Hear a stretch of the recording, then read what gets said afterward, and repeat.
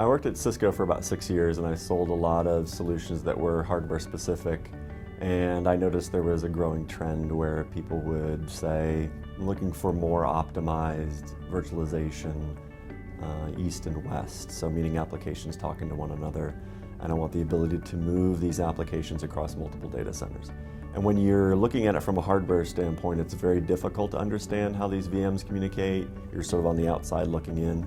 And so constantly trying to construct networks that would do these acrobatics to get these VMs to communicate wasn't pleasant.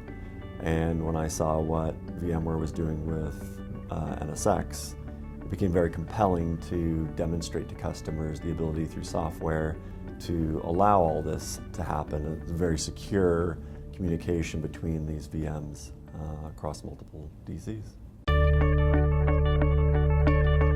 So when I ask a customer, how virtualized are you, the question usually gets a laugh because they're all 85, 90% virtualized. And so when they got to that space where they're no longer dedicating a box to a particular application, there's multiple applications running on there, they ask more and more and more questions about services that can be enabled right there at the VM. And it first started out as, I just want the ability to switch traffic. If there's two hosts that want to communicate, I shouldn't have to continue to go back out to the physical network to do this. And then that evolved into, how about routing amongst these? And then it turned into, well, I need to secure certain workloads so that I don't have this pocket, so to speak, of one particular grouping of applications versus another that sort of ties you into your hardware constraint, which you don't want. Pretty quickly, so I started in April, and most of the customers that I was speaking to at the time were smaller agencies, and in about 2 months' time, through a lot of hard work and a lot of demonstration of what's possible, larger agencies have taken it on. So I'll say in California, there's what you would consider to be the Office of Technology, sort of the ISP for the state, has moved forward with NSX, and the same thing with the Employment Development Department, so fairly large agency. And then everyone I think knows about Department of Water Resources and Department of General Services. Well, I would say my first take on it is security is number one. None of these agencies, take that lightly. There's a lot of compliance, HIPAA compliance, and PCI, and CGIS, you can rattle them all off. And so when they take that viewpoint that my workloads need to be secured first, and then the next step is optimizing all the traffic and making sure that everybody can talk to one another and all the wonderful things that we bring, but security is top of mind for all of them.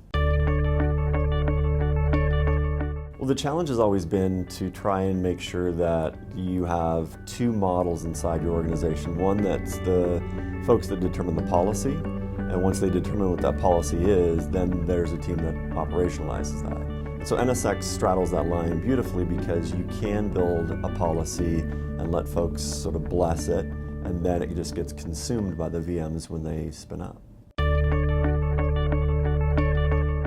So I would say the first step is to understand what is considered your legacy applications and what's considered, your cutting edge, so to speak.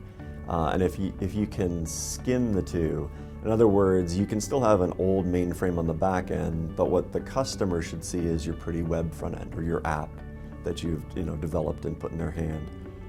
That can be in the cloud. You can have those forward-facing web services sitting out there, but securely keeping all of your infrastructure on your premise, surrounded by NSX, optimizing east and west traffic, all that good stuff, and then start to develop backwards from there and sort of bringing your older mainframe and other deployments up to modern times. So I have a feeling that eventually the top-of-rack switches and the routing and all the things that are still considered physical will slowly be controlled by more and more of the virtual space. The orchestration tools that are coming along, the ability to allow these VMs to communicate to networks and speak up about what services they need, I think that's going to start to move that forward, where you end up having a controller for your entire data center and all of your infrastructure is orchestrated from that central point.